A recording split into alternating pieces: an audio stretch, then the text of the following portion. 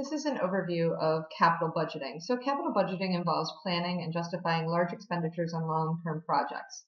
There's three different types of long-term projects. We would say replacement, which is low risk because you know what you're replacing.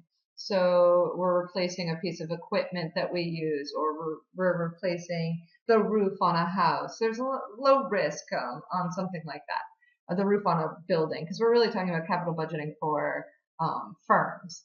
Then there's expansion, which we would consider a moderate risk project, because expansion, the cash flow associated with expansion is a little less sure than replacement. We already know what we need to do to replace something. And then new venture, there's high risk because cash flow on new ventures is completely uncertain. We guess how much we think we're going to make. We do market surveys. We do things like that, but it's not guaranteed. So the longer the payback period, or the less confirmed the cash flow is, the more risk there is in a project. Cost of capital. This is the average rate of a firm, a firm pays investors to use its money for long term. So it could be debt or equity are the two ways that we could finance it. So cost of capital would be the rate that we pay our shareholders in order to borrow their money by raising stock, by selling stock, or the rate that we pay on long-term debt. So in the problems, most of them you'll be given the cost of capital.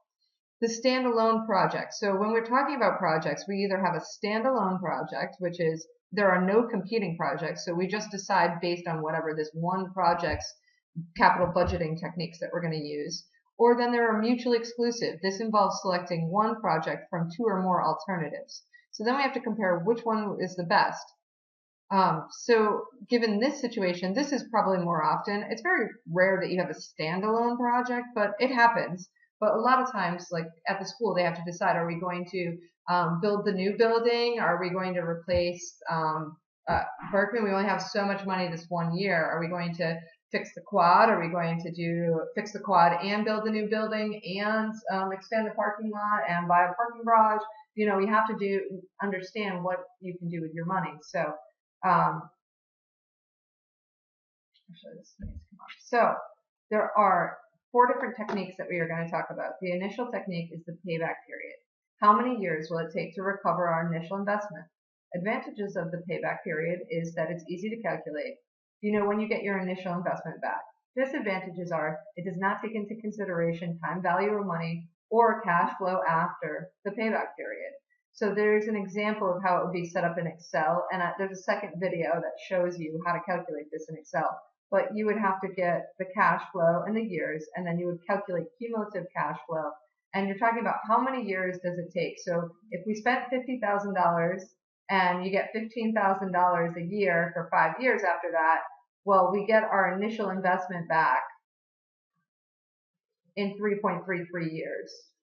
So that's all that payback cares about. And this is how to calculate this in Excel, which I'll show you in a separate video, but I also gave instructions in words. Then we have the net present value, or NPV. This is the present value of all the inflows. This is the present value of all the inflows less the outflows. Advantages is it considers all cash flows. It tells whether the investment will increase the firm's value, and it considers risk of future cash flow. Disadvantages, it requires an estimate of cost of capital. Sometimes you don't know your cost of capital. It's not given, so you have to estimate. And if you estimate wrong, then it would affect the net present value. And it's also expressed in terms of dollars, not as a percentage. So in order to calculate net present value in Excel, you take the cost of capital, which is given in the problem, or you've estimated some other way. Then you type NPV into the search formula, and then you drag down the value in number one, and you calculate the net present value. Then you go back and add the outflows to the project. So on this project that I calculated above with the $50,000 and then $15,000 a year for 5 years, cost of capital being 12%, you would end up with a net present value of $4,071.64. Anything more than zero, we would say yes to theoretically. Internal rate of return, which is IRR, is the project's return on investment. Advantages of this capital budgeting technique is it tells whether a firm's investment will increase the firm's value. It considers time value of money. It considers future risk of cash flow, and it also considers all cash flows. Disadvantages is it requires an estimate on the cost of capital, and it may not give you the value maximizing decision for the firm given mutually exclusive projects. If that were the case, I would take into consideration both IRR and net present value. And so I go over how to calculate this in Excel, but on this problem, the same problem that we've been working through, the IRR is 15%. As long as it's more than the cost of capital, theoretically, we would say yes. And the final one that we're going to cover is the profitability index ratio, which is a ratio, profitability index. It's a ratio of the present values of inflows divided by the outflows.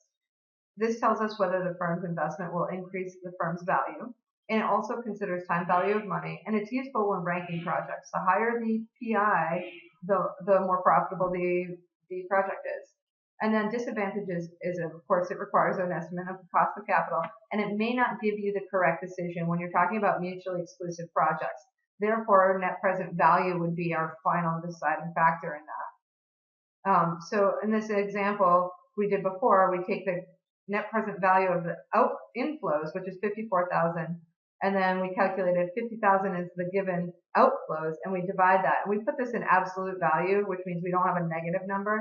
And in this problem, it's 1.08. Anything more than 1 would be positive for a profitability index, which means we have more inflows than we have outflows. You should watch the second video that shows you how to do all of this in Excel step by step.